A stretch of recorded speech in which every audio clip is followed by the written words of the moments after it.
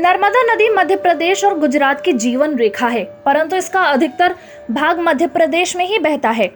अमरकंटक से निकलकर ये गुजरात खंभात की खड़ी में ये मिल जाती है। अमरकंटक में कोटि तार्थ मां नर्मदा का उद्गम स्थल है। यहाँ सफेद रंग के लगभग 34 मंदिर हैं।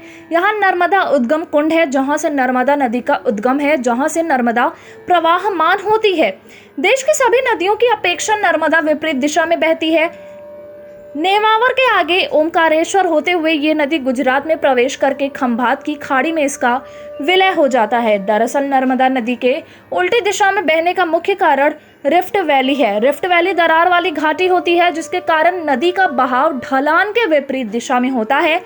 इसी ढलान की वजह से नर्मदा नदी का बहाव पूर्व से पश्चिम की ओर है। नर्मदा नदी अपने उद्गम से पश्चिम की ओर 1312 किलोमीटर चलकर खंभात की खाड़ी अरब सागर में जाकर मिलती है। इससे पहले 1312 किलोमीटर लंबे रास्ते में नर्मदा नदी मध्य प्रदेश, गुजरात और महाराष्ट्र के क्षेत्र से 95,726 वर्ग किलोमीटर का पानी बहा कर ले जाती है। भारतीय पुराणों के अनुसार नर्मदा नदी को पाताल की नदी माना जाता है।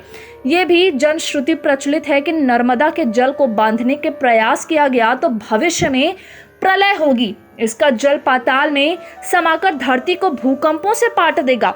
यदि अच्छे से नर्मदा जी की परिक्रमा की जाए तो नर्मदा जी की परिक्रमा 3 वर्ष 3 माह और 13 दिनों में पूर्ण होती है, परंतु कुछ लोग इसे 108 दिनों में भी पूरा करते हैं। परिक्रमावासी लगभग 1312 किलोमीटर के दोनों तटों पर निरंतर पैदल चलते हुए परिक्रमा करते हैं।